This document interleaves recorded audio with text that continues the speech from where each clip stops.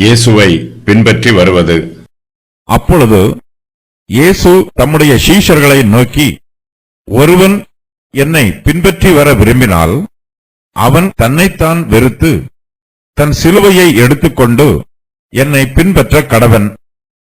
தன் ஜீவனை ரட்சிக்க விரும்புகிறவன் அதை இழந்து போவான். என் நிமித்தமாக தன் ஜீவனை இழந்து போகிறவன் அதை கண்டடைவான். மனுஷன் உலகம் முழுவதையும் ஆதாயப்படுத்திக் கொண்டாலும் தன் ஜீவனை நஷ்டப்படுத்தினால் அவனுக்கு லாபம் என்ன? மனுஷன் தன் ஜீவனுக்கு ஈடாக என்னத்தை கொடுப்பான்? மனுஷகுமாரன் தம்முடைய பிதாவின் மகிமை பொருந்தினவராய் தம்முடைய தூதரோடும் கூட வருவார். அப்பொழுது அவனவன் கிரியைக்கு தக்கதாக அவனவனுக்கு பலனளிப்பார். இங்கே நிற்கிறவர்களில் சிலர் மனுஷகுமாரன் தம்முடைய ராஜ்யத்தில் வருவதை காணும் முன் மரணத்தை ருசி பார்ப்பதில்லை என்று மெய்யாகவே உங்களுக்கு சொல்லுகிறேன் என்றார். நமது சிலுவை. அப்பொழுது இயேசு தம்முடைய சீஷர்களை நோக்கி, ஒருவன் என்னை பின்பற்றி வர விரும்பினால் அவன் தன்னைத்தான் வெறுத்து தன் சிலுவையை எடுத்துக்கொண்டு என்னை பின்பற்ற கடவன். இயேசு கிறிஸ்து தாம் அனுபவிக்க போகும் பாடுகளை குறித்து சீஷர்களுக்கு வெளிப்படுத்துகிறார். அதைத் தொடர்ந்து தமது சீஷர்களும் பாடுகளை அனுபவிக்க வேண்டும் என்பதை அவர்களுக்கு தெளிவுபடுத்துகிறார். இயேசு கிறிஸ்துவை பின்பற்றி வருகிறவர்கள் தங்களை வெறுக்க வேண்டும், தங்களுடைய சிலுவையை எடுத்துக்கொண்டு இயேசுவை பின்பற்றி வர வேண்டும். இதுவே சீஷத்துவத்தின் பிரமாணமாகும். இந்த பிரமாணம் மாற்றப்பட மாட்டாது. இந்த பிரமாணத்தை நாம் ஏற்றுக்கொண்டு மேன்மை அடைய வேண்டும். இதன் மூலமாக வரும் ஆசீர்வாதங்களை அனுபவிக்க வேண்டும். இயேசு கிறிஸ்துவின் மெய்யான சீஷன் தன்னுடைய எல்லா கடமைகளிலும் அவரை பின்பற்றி வருவான். மகிமையிலும் பாடுகளிலும் மேன்மையிலும் தாழ்மையிலும் சீஷன் இயேசுவை பின்பற்றுவான். சீஷன் எப்போதுமே இயேசுவுக்கு பின்பாக வருகிறவன். பேதுரு இயேசு கிறிஸ்துவிடம், இது உமக்கு நேரிடக்கூடாது, இது உமக்கு சம்பவிப்பதில்லை என்று கூறியது போல சீஷர்கள் இயேசு கிறிஸ்துவுக்கு கட்டளை கொடுக்கக்கூடாது. இயேசு கிறிஸ்து கொடுக்கும் கட்டளைகளை சீஷர்கள் மனப்பூர்வமாக ஏற்றுக்கொண்டு அவரை பின்பற்றி வர வேண்டும். ஆடுகள் தங்களுடைய மேய்ப்பனுக்கு பின்னால் செல்வது போல சீஷர்களும் இயேசுவுக்கு பின்பாக செல்ல வேண்டும். மேய்ப்பன் எந்த வழியில் எல்லாம் செல்லுகிறாரோ அந்த வழியில் எல்லாம் ஆடுகளும் அவரை பின்பற்றும். மேய்ப்பன் எங்கெல்லாம் போகிறாரோ அங்கெல்லாம் ஆடுகளும் அவரை பின்பற்றி போகும். அதுபோலவே இயேசு கிறிஸ்துவின் சீஷர்களும் அவருடைய அடிச்சூடுகளை பின்பற்றி வர வேண்டும். இயேசு கிறிஸ்து தம்முடைய சீஷர்களிடம் கூறும்போது, ஒருவன் என்னை பின்பற்றி வர விரும்பினால் என்று கூறுகிறார். இயேசு கிறிஸ்துவை பின்பற்ற வேண்டுமா என்று நாம் தான் முடிவு பண்ண வேண்டும். பின்பற்ற வேண்டும் என்று முடிவு பண்ணிவிட்டால் முழு மனதோடு பூரணமாக பின்பற்ற வேண்டும். பாதியில் திரும்பி வந்துவிடக்கூடாது. அவரை பின்பற்றுவதில் நமக்கு சந்தோஷம் உண்டாக வேண்டும். தம்மை பின்பற்றுமாறு இயேசு யாரையும் கட்டாயப்படுத்த மாட்டார். இயேசு கிறிஸ்துவை பின்பற்றுகிறவர்கள் அனைவரும் தாங்களாகவே மனமோந்து அவரை பின்பற்றுகிறார்கள். இயேசுவை பின்பற்றி வர விரும்புகிறவன் தன்னைத்தான் வெறுக்க வேண்டும். இயேசு கிறிஸ்துவுக்கு பாடுகள் வரக்கூடாது என்றும் அந்த பாடுகளில் இருந்து அவர் விலகிச் செல்ல வேண்டும் என்றும் பேதுரு அவருக்கு ஆலோசனை கூறினார்.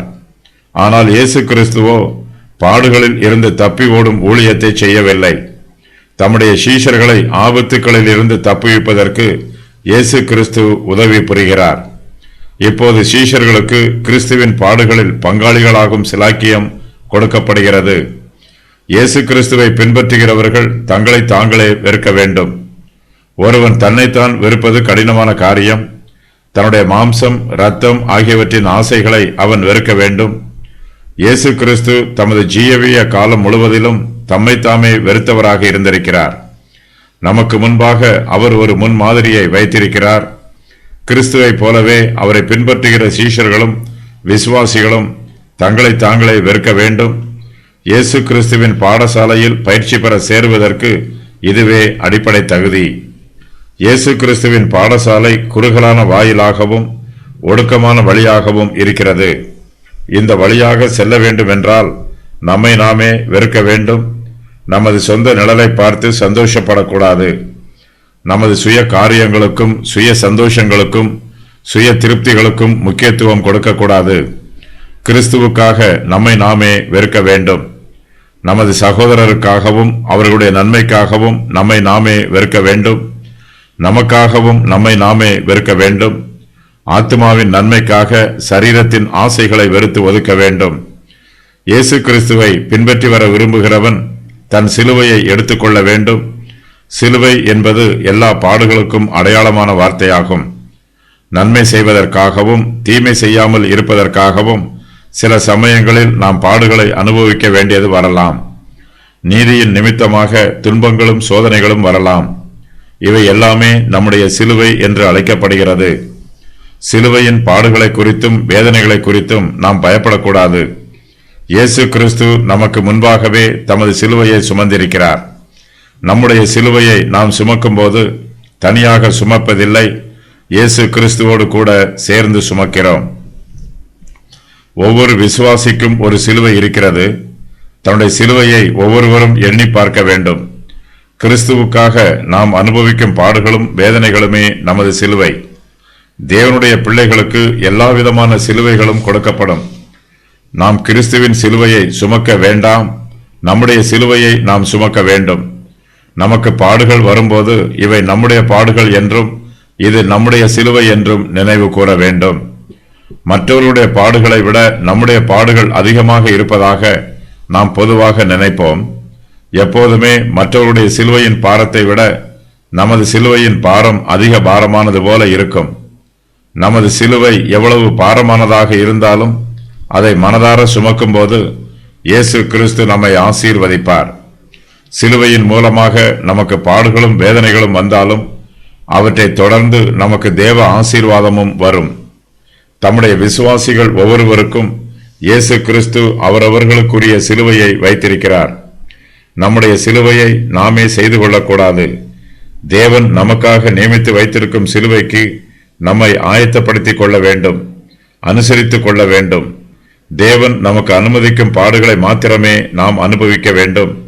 நமது சொந்த தவறுகளினால் நமக்கு பாடுகள் வந்து விடாதவாறு மிகுந்த எச்சரிப்போடு இருக்க வேண்டும்.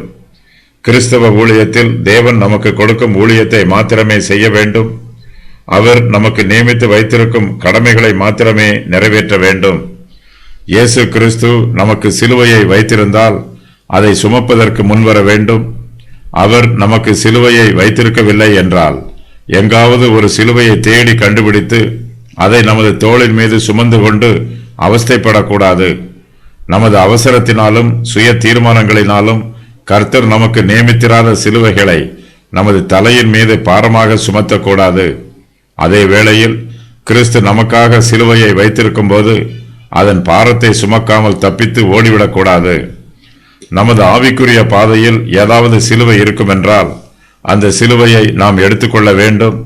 நாம் செல்லும் பாதையில் அந்த சிலுவையை கீழே வைத்து விடாமல், யார் மீதாவது சுமத்தி விடாமல் நாமே எடுத்துச் செல்ல வேண்டும்.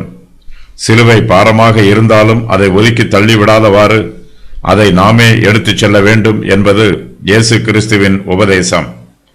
நாம் சிலுவையை சுமப்பது மாத்திரமல்ல, அதை எடுத்துச் செல்லவும் வேண்டும். நமது ஆவிக்குரிய ஆசீர்வாதத்திற்காக அந்த சிலுவையை பயன்படுத்த வேண்டும். வேறு வழி இல்லாமல் சிலுவை சுமக்கிறேன் என்று புலம்பக்கூடாது. இந்த சிலுவை நமக்கு ஆசீர்வாதமாக இருக்கும் என்று உள்ளத்தில் விசுவாசித்து அந்த சிலுவையை சுமக்க வேண்டும். நமது பாடுகளிலும் துன்பங்களிலும் நாம் சந்தோஷப்படுவோம் என்றால் கிறிஸ்து நமக்கு அனுமதித்திருக்கும் சிலுவையை சந்தோஷமாக சுமப்போம். கிறிஸ்துவின் சீஷர்கள் தங்களுடைய சிலுவையை எடுத்துக்கொண்டு அவரை பின்பற்ற வேண்டும்.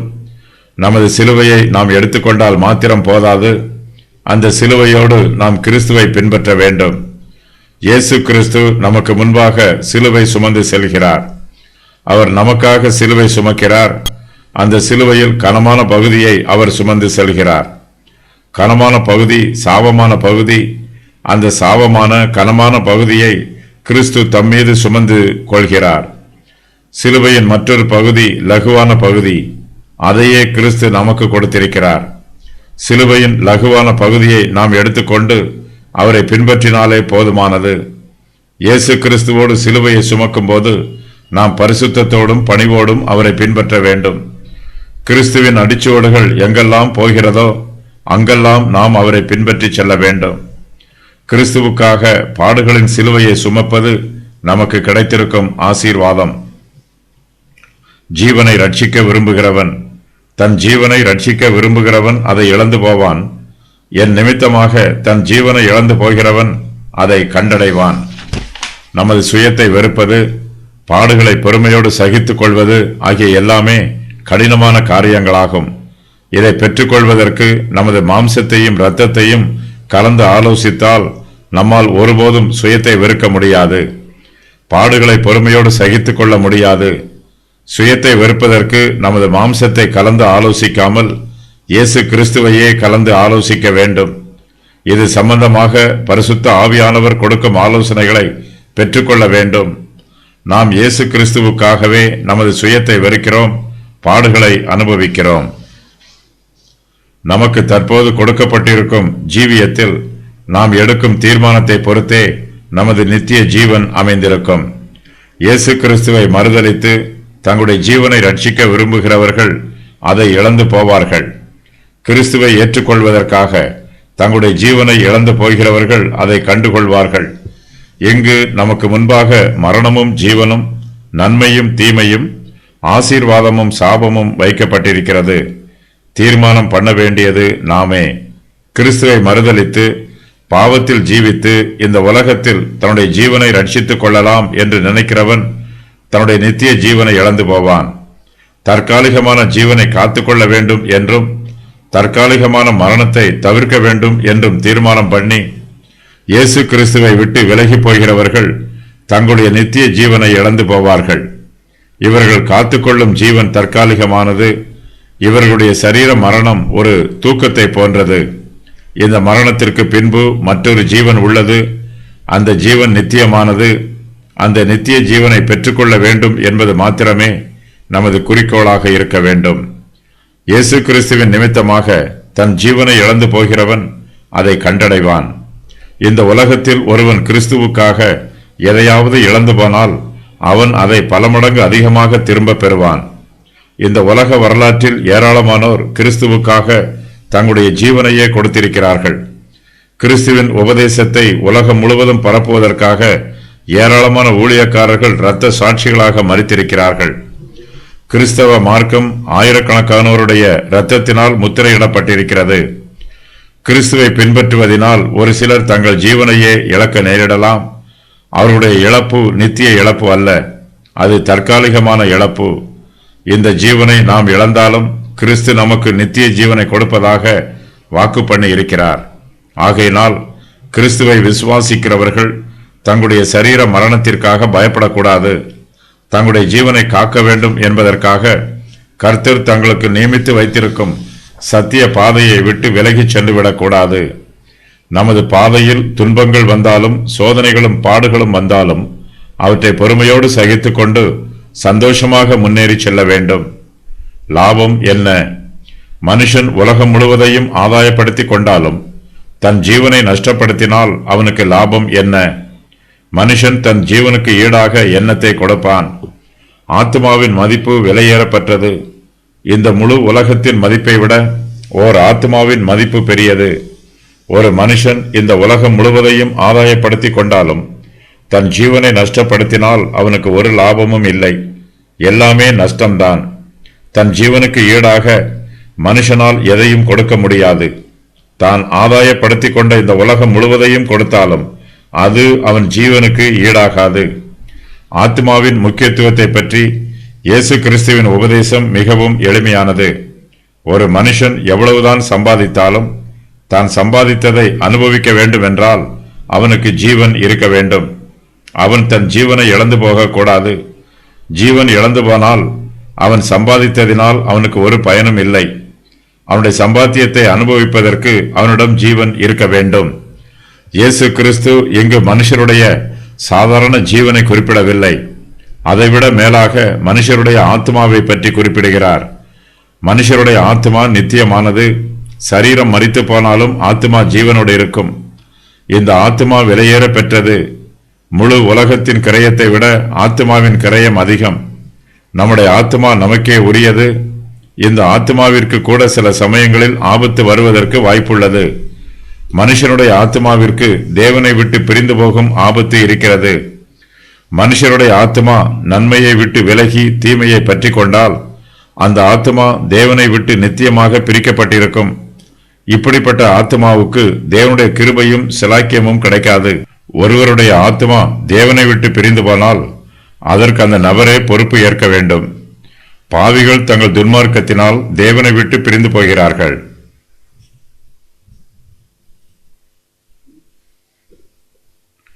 ஒரு மனுஷனுடைய ஆத்மா தேவனை விட்டு பிரிந்து போகும் என்றால் அது அழிந்து போகும். மனுஷன் அழிவுக்கு ஏதுவான கிரியைகளை செய்யும் போது அவன் தன் ஆத்மாவை அழித்து போடுகிறான். ஆத்மாவை ரட்சிப்பதற்கு என்ன செய்ய வேண்டும் என்று தெரியாமலோ அல்லது தெரிந்தும் அதை செய்யாமல் புறக்கணிப்பதினாலோ மனுஷருடைய ஆத்மா அழிவுக்கு நேராக ஆபத்தில் இருக்கிறது. ஓர் ஆத்மாவின் கிரயம் முழு உலகத்தின் கிரயத்தை விட அதிகமானது. நமது எல்லா ஐஸ்வர்யங்களையும் விட நமது ஆத்மாவே விலையேற பெற்றது. இந்த உலகத்தில் நமது கல்வி, அந்தஸ்து, மதிப்பு, மரியாதை ஆகிய எல்லாவற்றையும் விட நமது ஆத்மாவே முக்கியமானது. ஒருவன் இந்த உலகத்தை ஆதாயம் பண்ண வேண்டும் என்று தீர்மானம் பண்ணி முயற்சி பண்ணினால் அவன் தன் ஆத்மாவை இழந்து போவான். இந்த உலகத்தில் செல்வந்தராகவும் பலம் பொருந்தியவராகவும் இருக்க வேண்டும் என்பதற்காக பலர் தங்களுடைய ஆத்மாக்களை கெடுத்து போட்டிருக்கிறார்கள். தன்னுடைய ஆத்மாவை இழந்து போகிற மனுஷன் எல்லாவற்றையும் இழந்து போகிறான். ஆத்ம இழப்பு என்பது பேரிழப்பாகும். இந்த உலகம் முழுவதையும் நாம் கிரயமாக செலுத்தினாலும் இழந்து போன ஆத்மாவை திரும்ப பெற முடியாது. ஆத்மா இழந்து போகும்போது அதை மறுபடியும் சரி செய்ய முடியாது. இந்த உலகத்தில் நாம் எல்லோருமே உலக பிரகாரமான ஆசீர்வாதங்களுக்காக பிரயாசப்படுகிறோம். நமது வாழ்க்கையின் முடிவில் இந்த உலக ஆசீர்வாதங்களையும் நமது ஆத்மாவின் நிலைமையையும் சீர்தூக்கி பார்க்க வேண்டும். வணிகர்கள் ஆண்டு இறுதியில் லாப நஷ்ட கணக்கு பார்ப்பது போல நாமும் நமது ஜீவனை கணக்கு பார்க்க வேண்டும். நாம் உலக பிரகாரமான ஆசீர்வாதங்களை அதிகமாக பெற்றிருந்து நமது ஆத்மாவை நஷ்டப்படுத்திவிட்டால் நமக்கு லாபம் ஒன்றுமில்லை, எல்லாமே நஷ்டம்தான். நாம் சம்பாதித்த ஐஸ்வர்யத்தினால் நஷ்டப்படுத்தின ஆத்மாவை திரும்ப சரி செய்ய முடியாது. ஆகையினால் நமது ஆத்மாவை குறித்து மிகுந்த எச்சரிப்போடு இருக்க வேண்டும். ஒரு மனுஷனுடைய ஆத்மா நஷ்டப்பட்டு போனால் அது நித்திய நஷ்டமாகவே இருக்கும். இந்த நஷ்டத்தை சரி செய்யவோ ஈடு செய்யவோ முடியாது. ஆகையினால் நமது ஆத்மாவை ஆதாயப்படுத்திக் கொள்வதற்கு வாய்ப்பு இருக்கும்போது ஞானத்தோடு செயல்பட்டு நமது நன்மைக்காக நமது ஆத்மாவை காத்துக்கொள்ள வேண்டும். மகிமை பொருந்தியவர் மனுஷகுமாரன் தம்முடைய பிதாவின் மகிமை பொருந்தினவராய் தம்முடைய தூதரோடும் கூட வருவார். அப்பொழுது அவனவன் கிரியைக்கு தக்கதாக அவனவனுக்கு பலன் அளிப்பார்.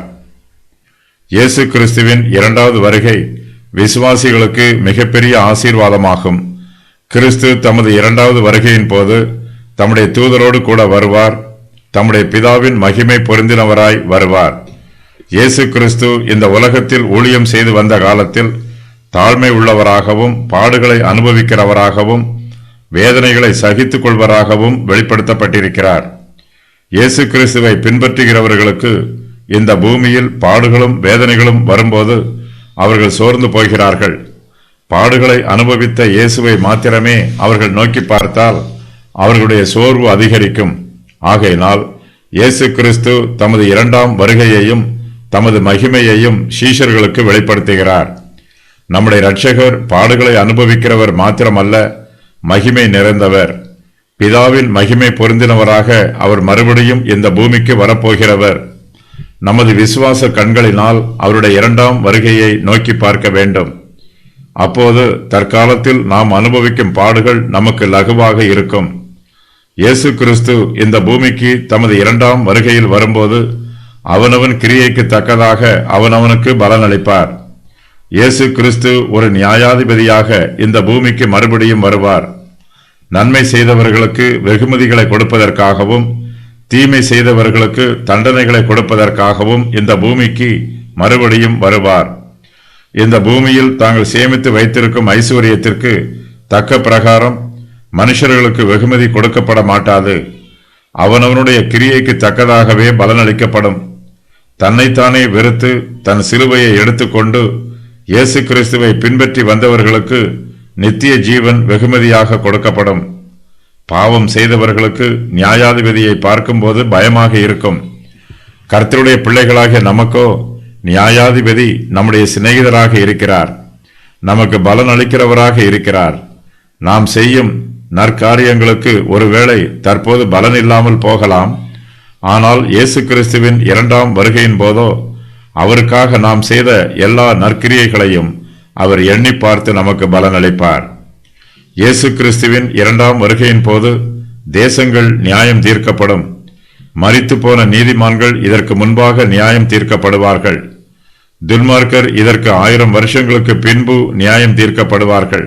ஆண்டவர் நம்மை நம்முடைய வயசுக்கு தக்கதாகவோ நமது கல்வி, செல்வம், அந்தஸ்து, புகழ்ச்சி ஆகியவற்றுக்கு தக்கதாகவோ நியாயம் தீர்க்க மாட்டார். நமது கிரியைக்கு தக்கதாக நம்மை நியாயம் தீர்ப்பார். தேவனுடைய ராஜ்யம். இங்கே நிற்கிறவர்களில் சிலர் மனுஷகுமாரன் தம்முடைய ராஜ்யத்தில் வருவதை காணும் முன் மரணத்தை ருசி பார்ப்பதில்லை என்று மெய்யாகவே உங்களுக்கு சொல்லுகிறேன் என்றார்.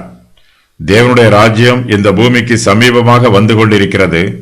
இது மிகவும் சமீபமாக இருப்பதினால் இந்த பூமியில் தற்போது ஜீவனோடு இருக்கிறவர்கள் கூட தேவனுடைய ராஜ்யத்தை தரிசிப்பார்கள்.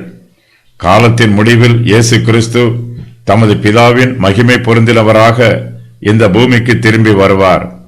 இப்போது காலம் நிறைவேறின போது தமது சொந்த ராஜ்யத்தில் கிறிஸ்து இயேசு வந்திருக்கிறார். இயேசு கிறிஸ்து தேவனுடைய ராஜ்யத்தை பற்றி தமது சீஷருக்கு வெளிப்படுத்தி கூறின பின்பு மறுரூப மலையில் மறுரூபமானார்.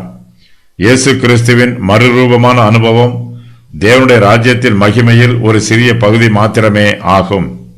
கிறிஸ்துவின் ராஜ்யத்தை இந்த பூமியில் ஸ்தாபிப்பதற்கு அப்போஸ்தலர்கள் ஊழியம் செய்கிறார்கள். ஊழியத்தில் அவர்களுக்கு எதிர்ப்புகள் வரலாம், பாடுகளும் பிரச்சனைகளும் உண்டாகலாம். இவையெல்லாம் நித்தியமானவை அல்ல. இயேசு கிறிஸ்துவின் இரண்டாம் வருகையின் போது இந்த பாடுகள் எல்லாம் முடிவுக்கு வந்துவிடும். பாடுகளை அனுபவித்த பரிசுத்தவான்களுக்கெல்லாம் இயேசு கிறிஸ்து தமது இரண்டாம் வருகையில் பலனளிப்பார். அப்பேற்பட்ட மகிமையுள்ள தேவனுடைய ராஜ்யம் விரைவில் வரப்போகிறது. தற்போதுள்ள காலம் மேகம் நிறைந்ததாக இருக்கலாம், மந்தாரமாக இருக்கலாம். கர்த்தர் நமக்கு ஒரு தெளிவான காலத்தை வைத்திருக்கிறார்.